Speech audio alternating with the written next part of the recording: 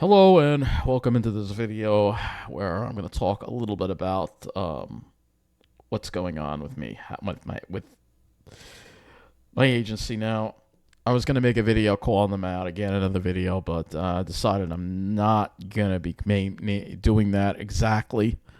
But I will be sharing with you a letter that I had sent them that I over a week ago, or about a week ago, and I have not heard back on yet. Obviously, this is, living in Mineola is one thing, and yes, it's depressing here. It's devoid of life at night. There's no one around. It feels kind of seedy at night.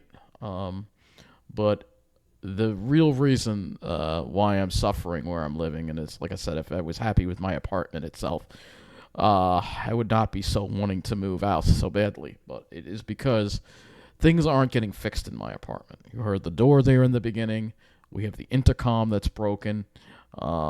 It's nothing. Things aren't getting fixed here, and it's unacceptable not to have an intercom in an apartment building, because, for one, if there was an emergency and somebody and they needed to alert people in here, there would be no way for them to do that other than to bang on the front door, which most people, at least me, is not going to hear.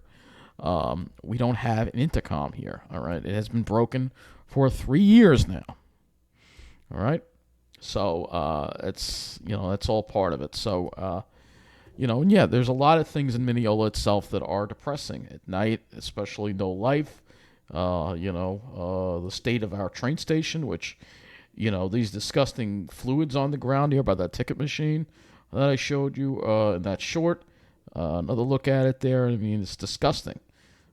It really is absolutely disgusting. The trash that people leave behind, you don't see that in nice towns like Rockville Center, or even Babylon. You go to Babylon, it's all peachy keen. Look at how nice and clean everything is. There's no dirt anywhere. I mean, it's just nice and clean, but it's only for these certain demographic, these preppy people that you have here, that get to have everything nice and peachy keen for them. Well, we get to deal with this kind of stuff. Yeah, it's depressing. It really is. And you go to Rockville Center and there's plenty of life. Living it up. Really living it up. And you come here and it's just completely devoid of life. And I know some people have said, well, there's nothing wrong with quiet, and there is nothing wrong with quiet. But the problem is you also have the homeless around.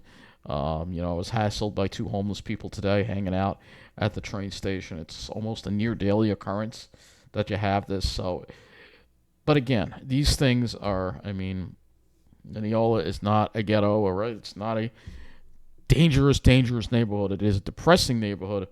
But again, if you're happy in your apartment, then these things can kind of be dealt with. But the problem is when you don't have that working intercom. So I'm going to share with you now the letter. And like I said, this is the way I'm going to go about it because I just don't think it's going to accomplish anything. Calling them out by name. We all know, and I've already shared with you that the program coordinator is from Lynbrook, and the person that's above that person, the person that's in charge of the whole residential services, is from West Islip. They're from the South Shore. I've already shared that with you. You know what I mean? There's no point in rehashing that. But let's talk about what I wrote to them in this letter here, and this is the letter that I have written to them here. And I sent this to them via email as well as in writing. So this is, pretty much the way I feel. So I'm writing to address continued unresolved issues with my apartment building. I saw, and this is my housing assistant, but his name is starred out for privacy reasons, a few weeks ago when he said he would be on the landlord's case about the broken intercom in the front door. Well, as usual, I haven't heard anything back. It's obvious the landlord is lying about the intercom. It's been broken for 3 years now, and they have no intention on fixing it. The other issue I explained to him is that the front door of the building is getting stuck and making a loud screeching sound every time it's opened, and it's getting more and more difficult for me to open the door. And he said he would tell the landlord about that too, but the landlord still hasn't fixed it. Then there's the near daily occurrence of my neighbors setting off their smoke alarms, sometimes as late as after midnight or 4 and 5 in the morning. If you remember, a few years ago there was a fire in the building on the other side, so every time I hear that I get PTSD. And I still have to deal with all my windows facing the closed-in alley, which means I often can't get fresh air, and people in this building or the one next to us are smoking weed and it stinks, and I have to deal with it every night. I also worry that there could be another fire because tenants here are so careless. It remains simply unacceptable that I cannot find a better place to live in a better maintained building in a better neighborhood. I stand by what I wrote a while back, that your agency is looking out more for their bottom line than the quality of life of their tenants. Now, this is something I'll be doing, and I'm deciding to take some action here, and I'm going to be withholding a little bit of money each month in the rent, $30, starting in January until the intercom and front door are fixed. It's not acceptable, and I've reached my limit with that, and it's my right as a tenant to take some sort of punitive action until this issue is resolved.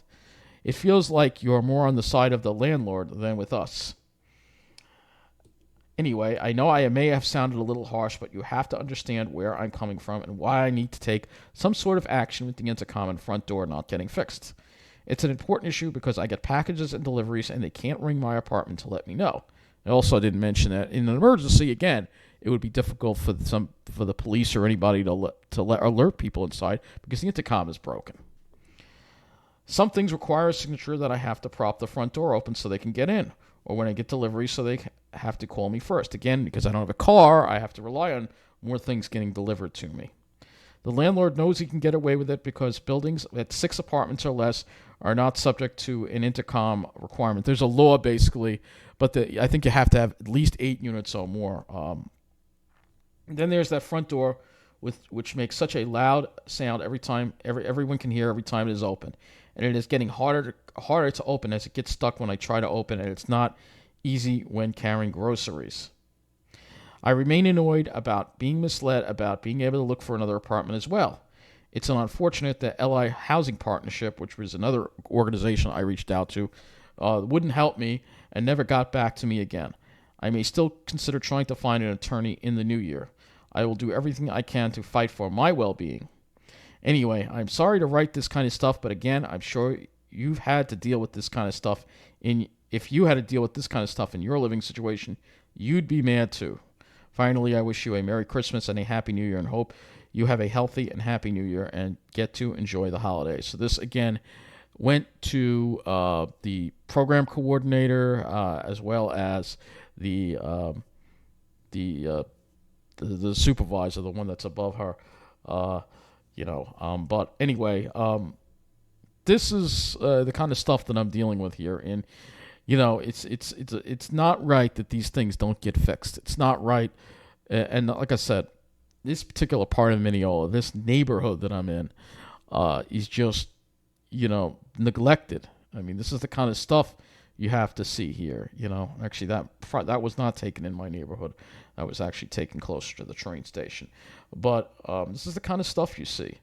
And yeah, it would be great to live in one of the enclaves. I mean, it's nice to have life. This was in Wandsworth tonight, and there's life at night. There's traffic. Here, it's just dead. It's so depressing, and and it wasn't like, I don't know, when the pandemic hit in 2020. It seems like this area just never recovered.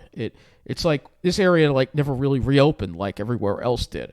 It remains, and it feels like at night it's still like we're in a shutdown or something. It's just no life here. Once the sun goes down, this area just is dead. While the South Shore is full of life. And you have that too. But we all know.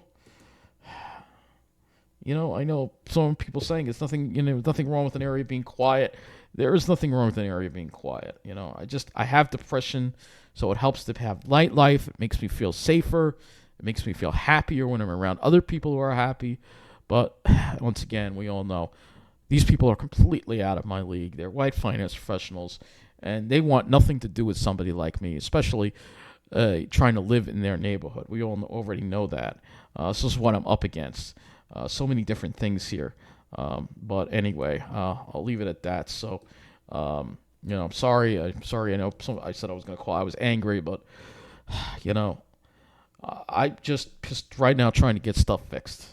Stuff needs to be fixed. It's not right that they can have the intercom broken for 3 years now, and it's just not right. It's not right at all. To not have an intercom that works.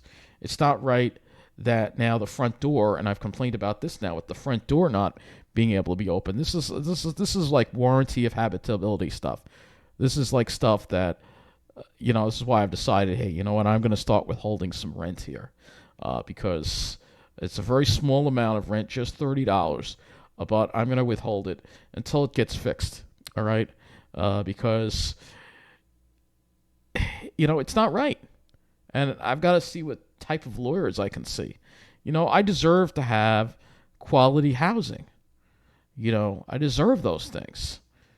It's not right that that they can just say, well, oh, these are you got to have the bottom of the barrel kind of housing. That's not right at all. And this is my neighborhood on the Google Street View, and you can see it's even there. You can see it's just not taken care of very well. You can see there's some trash right there. Um, you know, and again, this part of Mineola just you have these vacant buildings over here. These are vacant. Got for lease signs, building for sale. Uh, you know, but they are doing something with this building actually.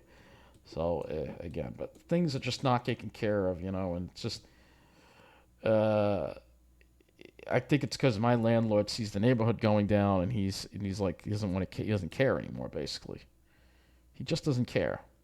You already know where I live, so courtesy of the trolls.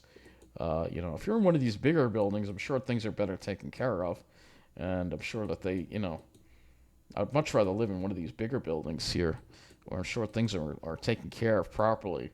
Even though it's still on my street, you can see that these buildings are much better taken care of. You don't have the trash around outside. There's some gardening. It's totally different. Totally different indeed. So again, we're just looking at what happened there. We jumped in days. Now what did this thing do? All right, this is from August 2019, so it's an old street view. Um, but you get the idea. And again, this is taken during the day, and like I said, it doesn't look so bad. And again, parts of Mineola are very. This particular part of Mineola seems like it's having more problems, but if we go to another part, have your apartment buildings are pretty well maintained. Um, you know, why can't I live in one of these more well maintained apartment buildings? Why does it always have to be an apartment building that's not taken care of properly? It's not right. Looks like they're doing some work on this one, fixing it up. You know, Another one that's maintained properly. This is First Street. This is a pretty decent section of Mineola. So not all of Mineola is bad. But the section I'm in definitely has some issues. Um, you know, but most of all, if stuff was just being fixed, it's just when the landlord doesn't fix things, it sends me a message that's not a good message. The landlord doesn't care, because he knows the area is going down, and that's a concern. That's a concern. That's a concern. So, well, anyway, that's gonna wrap it up from here. And again, you know, I I don't want to leave Long Island, and you can go and you can say, all right, well, I got to shut up and go live in New Jersey. But in New Jersey, then you got to deal with New Jersey's problems, the lack of transportation, the heat, uh, certain things that I don't want to have to deal with living there. Long Island is perfect for me, even though it's become ridiculously expensive. A place to live, it's still perfect for me in so many ways. Flagstaff, well, as amazing as Flagstaff is, with the weather, it's very dry there. There are no lakes. The transportation is even less than New Jersey. They don't even have a train station. Well, they do have a train station, but like one train a day on Amtrak. I know Tom's River doesn't even have a train station, but that's exactly my point. Long Island is perfect for those who don't have a car, it's better than a lot of other places. And I know the snobs will say, well, we priced you out too bad. Well, I'm going to say this is home, and I'm going to continue to fight to live here. I don't care what you have to say. One day, this day of reckoning will come for the snobs. I don't know when, but it will one day, you know. As far as the whole thing with the middle of the island versus the South Shore and the North Shore, and all that other stuff, it does seem like everything's all about the South Shore, but again, it's stupid because of climate change. The South Shore is going to be flooded. It's going to be. They just don't want to realize what's happening. They're in their own little world. They think it's not going to affect them, but it will.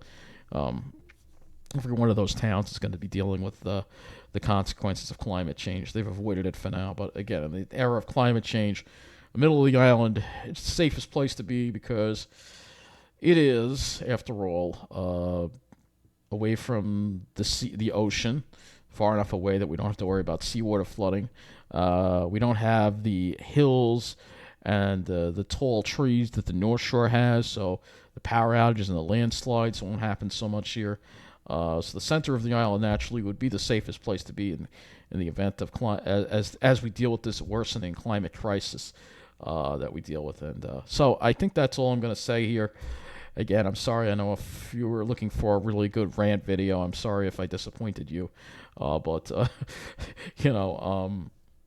I'm just trying to survive here. I'm trying to survive, but I have to, put my foot down about things not getting fixed. A tenant has a right to have a decent quality of life in their apartment. That means not having to smell the weed, not having to deal with people's smoke detectors going off every day, having an intercom that works, being able to open the front door without having to push really hard. So it's those kind of things. With that, I thank you for watching this video, and I wish all of you a happy and healthy New Year.